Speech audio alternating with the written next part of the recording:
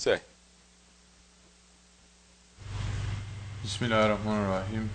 When you see the extremes of those in dunya, such as high power and personal luxurious lifestyles and plans being made that date up to 2050, and then when you see the extreme of Islam, such as the Dergah, where people have given up everything in their lives, is it possible to balance between both of them? Say that again.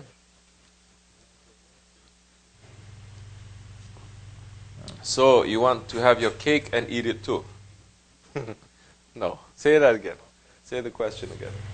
Let me try to understand. The way they wrote this question is, Bismillah ar-Rahman ar-Rahim. When you see the extremes of dunya, such as the high power, personal living their lives and plans being made that date up to 2050, then you see the extreme of Islam, such as the Dergah, people whom have given... So is it possible to balance both? Okay. Yeah. Number one, living in the Dergah is not an extreme of Islam. It is not. And living out in the dunya to have a luxurious lifestyle is not another extreme of Islam. It is not. If you're trying to say people outside who live not for Islam, because you cannot have a luxurious lifestyle and live and making plans up to 2050, you cannot live like that. That's why there is zakat in Islam. That's why you still have to fast. That's why it is possible, it is important for Muslims to live in a community, to understand poor people around them, and to be able to help. If you are saying that you are a rich Muslim, and you're living in luxury without helping other Muslims, then you're not a real Muslim. It is not permissible that time to live like that. If you are saying that, who do we need to look at? If the balance between two, it is the Prophet ﷺ, then that is a correct way to look at it. Because whether it is the world teaching us this is extreme or this is extreme, or our understanding saying this is extreme and this is extreme, everything is not what Allah and His Prophet is saying. First you have to go back, clear up everything, and say what Allah and His Prophet ﷺ that they are saying. How one should live your life. What did the Prophet say ﷺ? How is it that we should live our life? Didn't he say we should live our life moderately? In moderation. Living in moderation does not mean now that you cannot have this whole world. You can be a billionaire, and in this country, especially in America, there's so many millionaires, but they don't live millionaire lifestyle. They live moderately.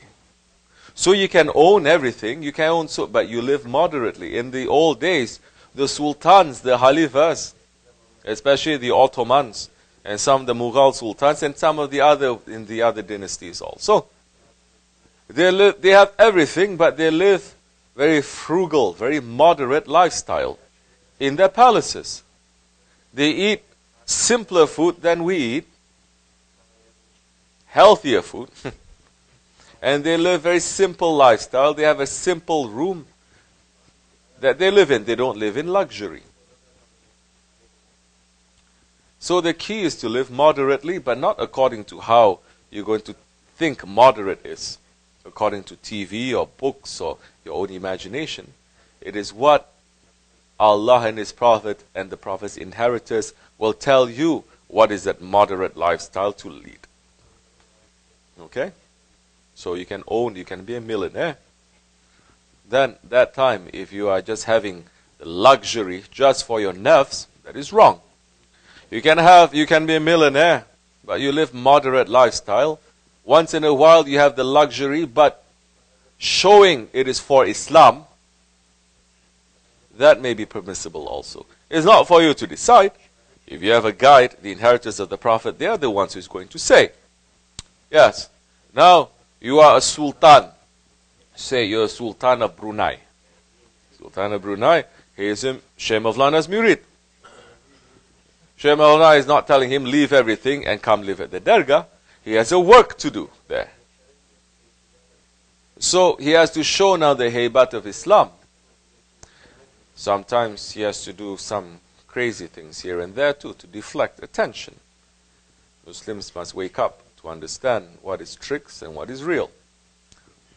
That is also allowed.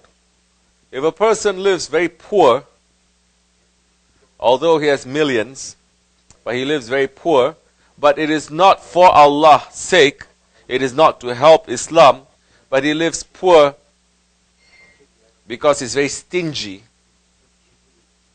that is also nafs, and that is also forbidden. So these two are extremes.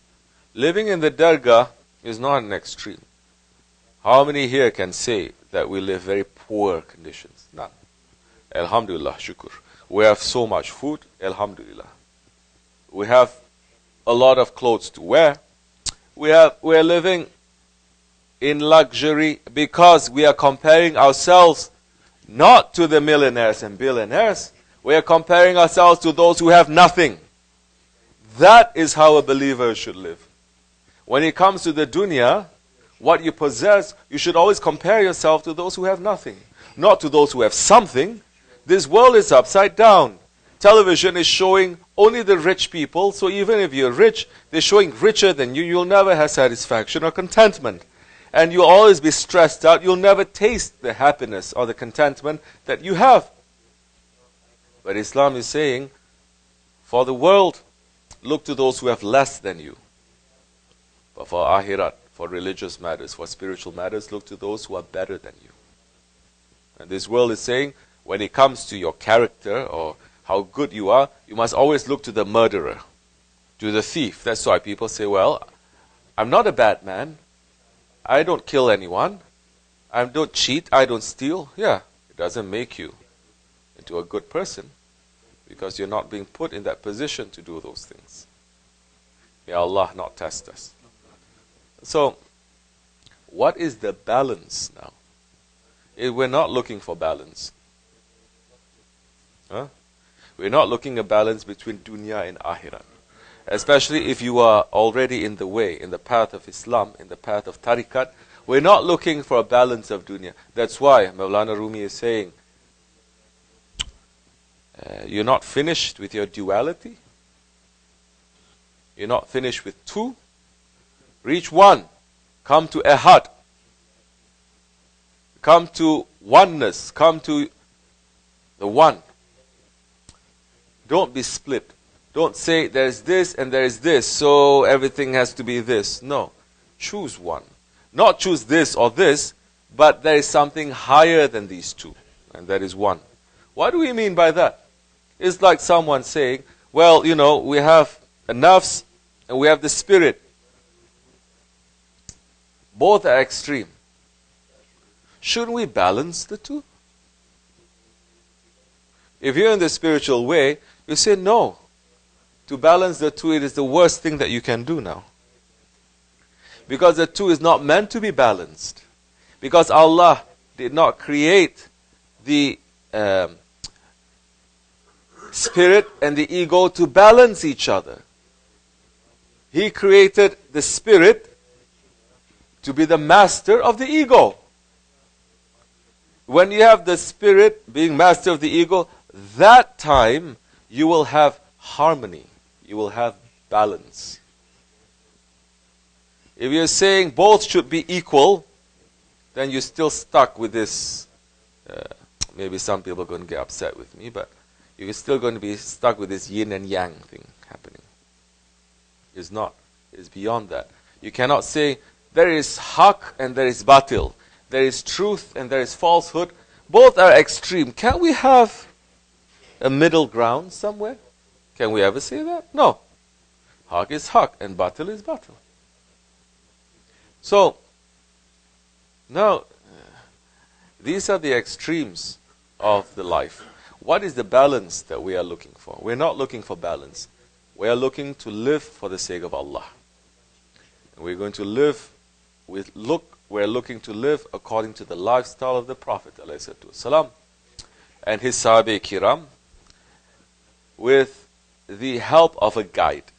If that is your one main thing, then it doesn't matter if you're poor or you're rich. It doesn't matter if you're a street sweeper or you're a sultan.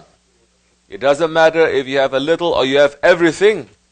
You still have the main niyat, intention that you're living for Allah. You'll still live for Allah. It's not a matter of if you live in the Dergah, then you leave everything and you're living for Allah. So many people thinking that way, but we've seen after a while they crumble because they didn't come here for the sake of Allah too. But if you live for the sake of Allah, it should not matter what you have or what you don't have. Whatever you have, you'll use it for the sake of Allah, but the guide will be there to guide you. For some people, they have to be rich.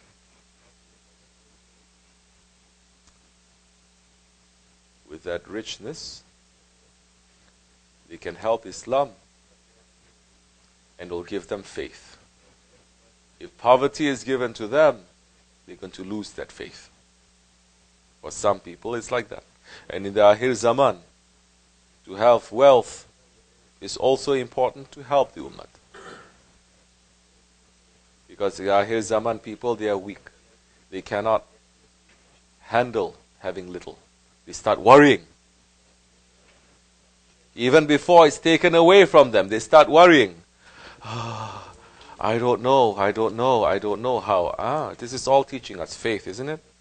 Now we have to say, what kind of faith? No, it's not that. It's not faith. That means that our confidence in Allah is according to how much bank balance we have.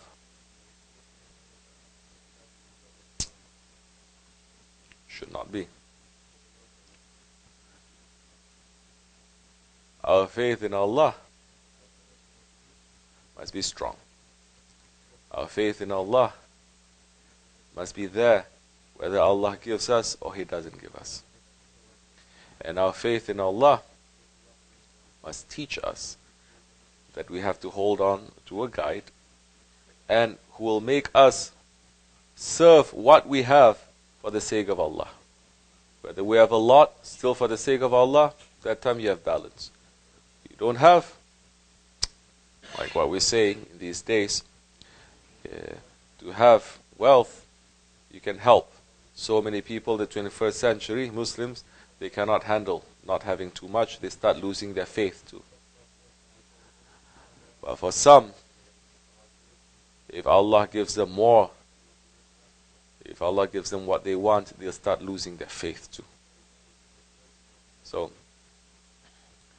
that is how you're going to achieve. You can only achieve balance if you're seeking to please Allah and His Prophet and the awliya first. Other than that, you're just making up imagination. Assalamu alaikum.